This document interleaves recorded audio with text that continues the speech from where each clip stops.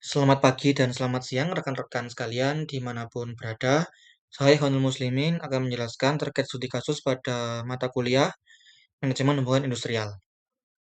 Untuk pertama yaitu situasi, di mana terdapat situasi berupa PT sedang tidak baik-baik saja. Sebuah perusahaan retail di Indonesia mengalami peningkatan tingkat turnover karyawan yang signifikan. Banyak karyawan mengundurkan diri karena merasa tidak puas dengan sistem penggajian dan kurangnya perhatian terhadap keseimbangan kerja dan kehidupan atau bisa disebut dengan work-life balance. Di sisi lain, perusahaan kesulitan merekrut karyawan baru karena reputasi yang buruk di kalangan tenaga kerja. Situasi ini menimbulkan kekhawatiran akan keberlangsungan operasional perusahaan. Kemudian kita bisa menganalisis yang pertama yaitu untuk pencegahan masalah hubungan industrial, di mana pencegahan adalah kunci agar konflik tidak berlarut-larut. Perusahaan perlu beralih dari pendekatan reaktif menjadi proaktif melalui yang pertama yaitu audit penggajian dan kesejahteraan, di mana perusahaan melakukan evaluasi struktur dan skala upah agar tetap kompetitif dengan standar industri dan regulasi UMK atau UMP.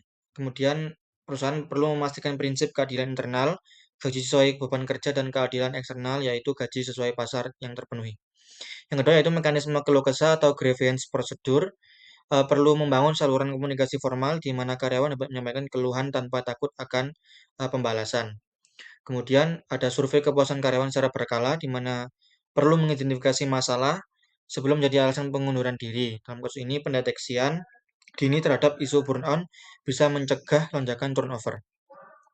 Kemudian peran serikat pekerja dan manajemen, di mana hubungan industrial yang kondusif berdiri di atas pilar kemitraan strategis, bukan konfrontasi. Untuk peran manajemen yang pertama yaitu transparansi, terbuka mengenai kondisi keuangan kemampuan perusahaan dalam hal penggajian, kemudian penyedia fasilitas di mana menjamin hak dasar berupa jam kerja, lembur dan cuti dipenuhi sesuai dengan Undang-Undang Cipta Kerja. Kemudian pengambil kebijakan yaitu merancang sistem work-life balance misalnya dengan jadwal kerja fleksibel atau peniadaan lembur berlebih. Kemudian untuk peran serikat sendiri, serikat pekerja yaitu yang pertama sebagai penyambung lidah atau mengkomunikasikan aspirasi karyawan secara kolektif dan terorganisasi kepada manajemen.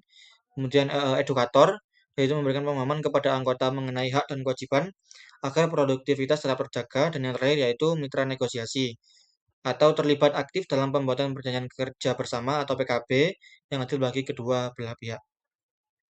Kemudian beberapa rekomendasi kebijakan berbasis praktik terbaik yang bisa saya berikan yaitu yang pertama, step pertama yaitu untuk memulihkan reputasi menstabilkan operasional, PT yang tidak baik-baik saja perlu mengembalikan kebijakan, yaitu yang pertama, pembaruan perjanjian kerja bersama atau PKB dengan menyusun ulang PKB dengan fokus pada poin-poin yang menjadi pemicu turnover seperti skema bonus, penyesuaian upah tahunan dan batas jam kerja lembur.